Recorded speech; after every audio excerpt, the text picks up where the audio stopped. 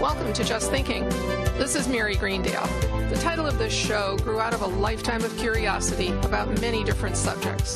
Some local, some global, and some in between. For each show, I will open with my thoughts and then bring on guests who explore the subject in greater detail. I hope the show inspires healthy discussions on camera and among viewers. To me, the sky's the limit when we are just thinking. Hi, I'm Mary Greendale, and welcome to Just Thinking. So today we're talking about the town election. It's May 22nd. And most seats are unopposed, but there are a few contests. In this particular case today, I'm doing something a little different, but I will continue. I will be interviewing candidates for any seat in which more than one candidate is running. I will ask the same questions of all candidates so that viewers can compare one to the other. I have found that this approach works better than a staged debate where people are so nervous we really can't get to know them at all. These interviews will be available at HCAT on television, on Facebook, and on YouTube.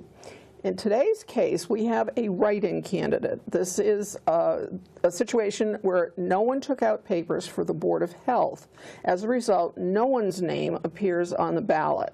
So, Laura Nolan is running as a write-in candidate. That means that we have a little work to do to cast votes in the Board of Health office because we have to literally put a name on that ballot and then do the normal checking off the box kind of thing.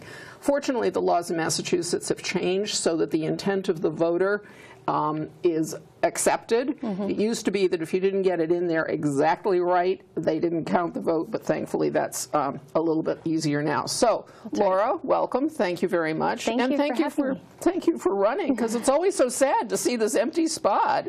So we do have a second candidate, and I've been in touch with her as well. So just so that people understand, at this moment in time, I understand that there are two people running for the Board of Health. So, tell us about yourself. So my name's Laura Nolan. I'm actually fairly new to town. I've been here for about a year and a half. My husband and I moved here in 2016.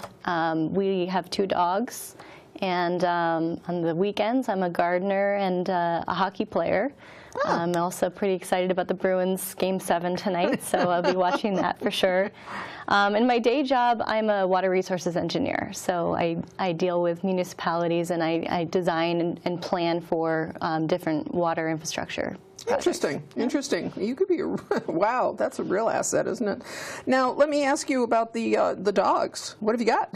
I have two small poodle mixes. They're actually both semi-rescues. One came from someone in Craigslist, another from Humane Society, and there's so much personality. And you have fun with them. Yeah, they're just my little babies. So that's good. Yeah. That's good. Where did you move from? So I lived in California, in San Diego, for the last 5 years, but I grew up in Needham, so I'm a Metro West person. Okay. We apologize for the weather here, but you already knew about it. I knew about it. You can apologize to my husband because I suckered him into coming here, but you know, how's he doing? He's surviving. We're still together, so. Well, that one's a tough one because the weather here, by comparison to San Diego, is really not good. It's especially this spring. Yeah, if you can call it spring. Horrible. It really has. So why this board? I think it's pretty obvious, but let's just try it. Yeah, I mean, so I think that you know, with my experience, you know, the Board of Health was definitely a good fit for me to be able to bring, you know, with my professional experience. I also have some educational background in public health, so I felt like it was a really good fit. Did you consider running for it in the first place? I did. So, you know, I mentioned I'm fairly new to town. I felt like I wanted to get involved in the community. I wanted to be able to volunteer, and I wanted to meet new people and kind of get engaged. And so, you know, running for a position was definitely on my radar. At the time that papers were being pulled, it wasn't, you know, quite necessarily happening this year, but then when it kind of became a little bit more open in terms of, you know, writing candidacy, and I got a lot of support from people, especially on social media, then it really made sense for me. Good. Okay.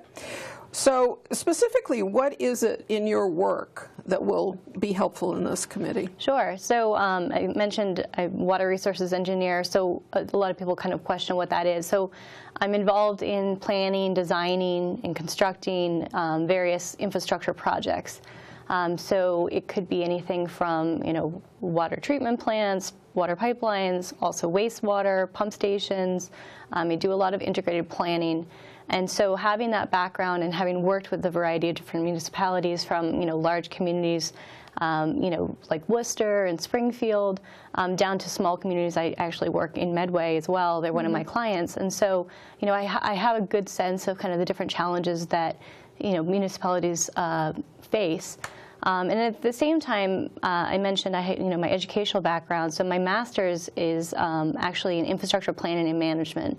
And one of the aspects of infrastructure that we looked at in my studies was public health. And so, I've have some training in epidemiology, and so there's definitely a lot of relationship that I can bring from my experience. I suppose when you think about it, water is sometimes the way that diseases are transmitted. It's true. So I guess that. Also, in terms of working with septic systems and water systems, the hydrology and all of those things that are happening underground that I can't even pretend to, explain, all of that is, I'm assuming, something that you studied as part of your education. Yeah. So, for example, here in town, we get our water from wells, and so understanding, I can't say that I'm a hydrogeologist, right, but I know who they are, yeah, and I understand kind of how that works, and definitely the challenges that we can face, with the systems that we have. Okay, great. Excuse me.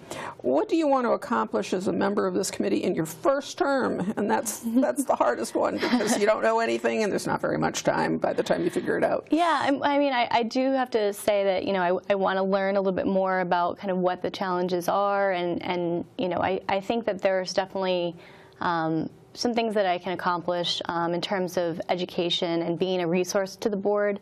Certainly with my experience and with some of the challenges that we're experiencing with water in the community, just being available to answer questions, if I can help to translate something that's technical, and helping the residents to understand that. As the Board of Health, I think we need to be a resource for the residents to come and ask questions. And so, partnering with the DPW, I know they're doing an excellent job of trying to communicate to the town about what these water challenges are.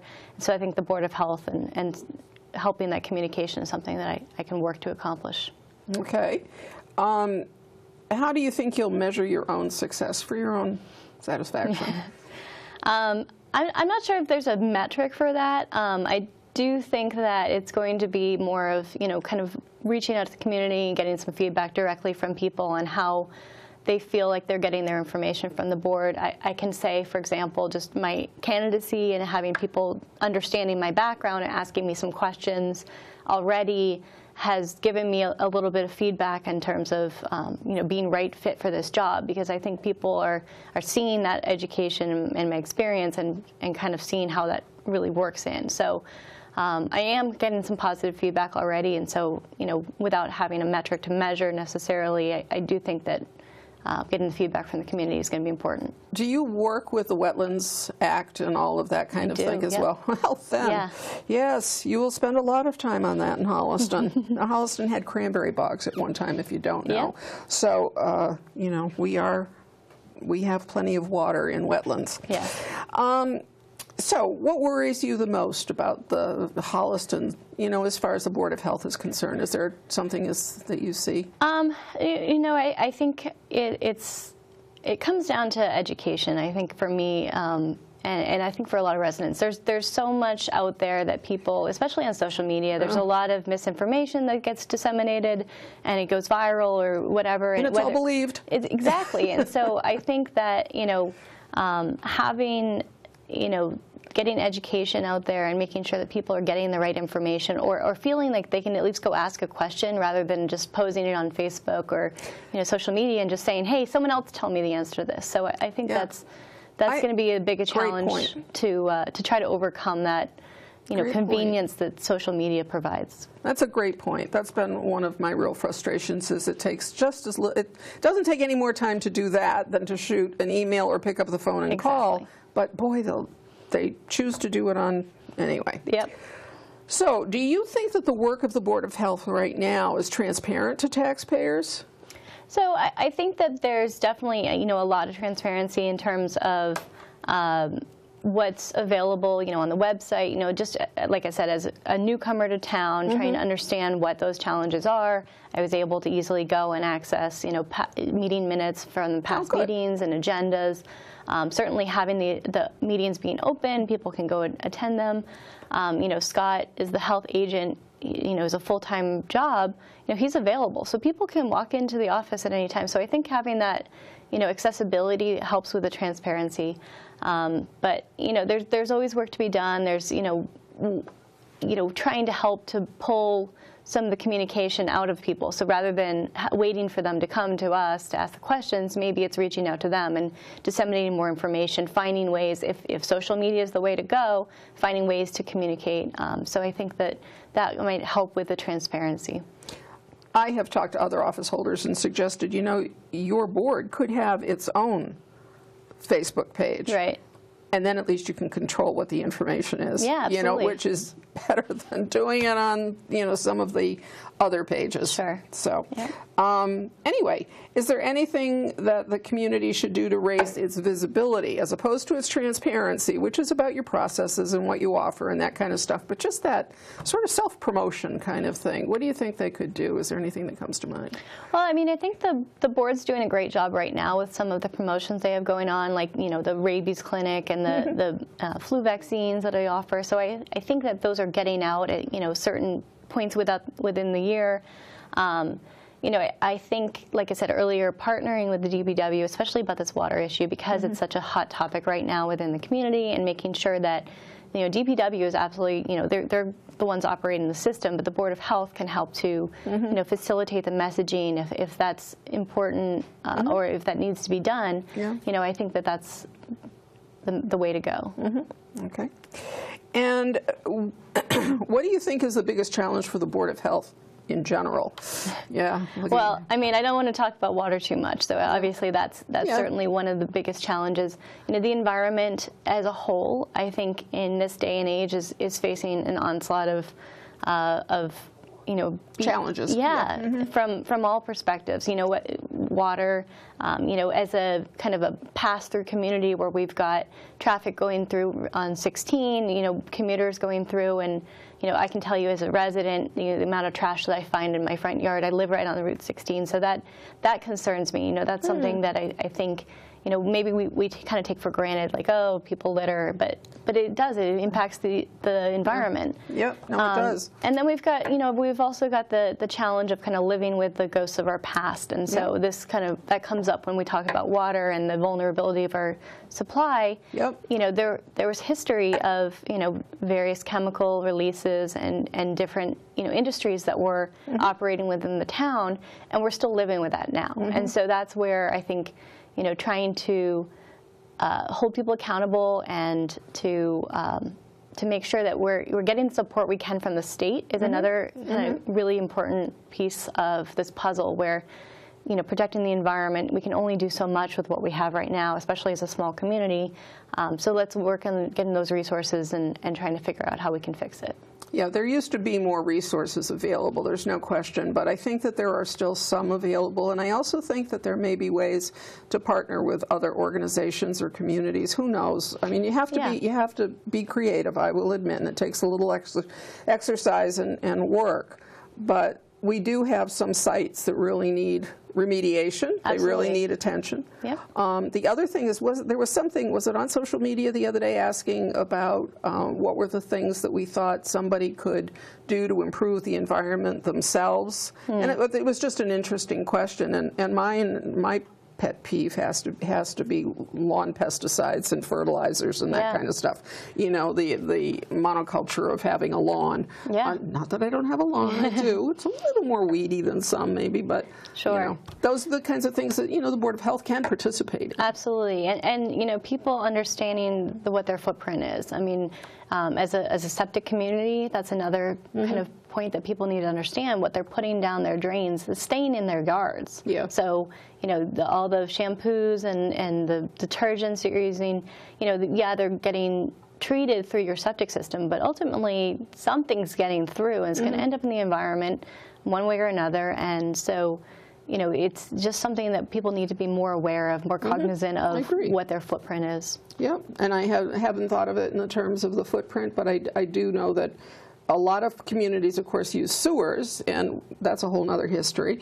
But, you know, that's not for us. That's not the way this town's going to end up going, because DEP has basically said, oh, so, and I'm not, I can live with that decision. I can live with that decision except for downtown. That's another story. But the people need to understand how that works. Right. You know, if you move from someplace that never had a septic system and you don't understand, it's not the same thing. No, it's not. And I'll admit, you know, even as a water resources engineer, I mean, I've been involved with septics before. I've, you know, designed one or two in my lifetime, but I don't know how they operate, you know, on a day-to-day basis. So becoming a homeowner and finally realizing, like, I have to... I better learn about this now. So, you know, there's definitely a lot of resources. Mass DEP has a lot of resources, and again, as an engineer, I knew where to look, but not everyone knows that. Yeah. No, that's true. But you perhaps could make the Board of Health the place to look at that, you know. So where do you get your news and information about local issues from? I would say a variety of sources. I would say that you know, getting more involved in this board is going to help me to stay in tune.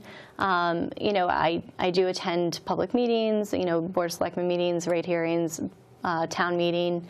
So, you know, I think those are some places that we can get formal information. You know, social media has its place. There's certainly things that I hear about on social media that you know, I might not have picked up on other ways, you know, especially being a newcomer to town. And, you know, of course, like the Reporter and the, you know, different newspapers that are around. So, you know, there's certainly a lot of different sources that you can use. Yeah, don't you wish sometime that they would all be, you know, sort of compounded in a collection that would just be handed to you and say, this is today's news from everywhere. Yeah. Or at least screened to get rid of the nonsense that I don't need to hear about. This would be nice, too. And I seem to have more nonsense on mine now than I did, but at any rate. Yeah. All right. Well, we've about run out of time. I want to thank you. Well, thank you so much. Let's just have you explain, are you handing out stickers at at the election or what? I will. So there'll be two pieces. So I have some people who volunteered to hand out some stickers ahead of time. So I'm going to be reaching out to those people in the next couple weeks and you know, trying to follow up on that. So if people are interested, you can certainly come through my Facebook page, reach out to me if you're interested in handing out stickers. So I want to get them to people ahead of time because the day of is a little hectic. But I will be there the day of the election to hand out stickers and. Okay, and that's good. Certainly writing in my name, like you mentioned earlier, the availability, or the kind of flexibility that the voter laws have now. If you're writing in my name, maybe not with my full address, that's still acceptable. And so as long as you're mostly just put it spelling under the right office. Yeah, the right office and mostly spelling my name correctly, then the clerk will be able to understand. Yep, that's true. All right. Well, thank you. And thank you for watching Just Thinking. Please remember to vote on May 22nd, and please remember that the town meeting begins on May 7th. We need a quorum of 100 voters. One issue that looms large is the DPW's request for a $8.375 million for a new treatment facility at well number 5 on Central Street. This question also appears on the town election ballot as a debt exclusion request. This means that we borrow the money and pay off the note, but do not increase our tax base under Prop 2.5.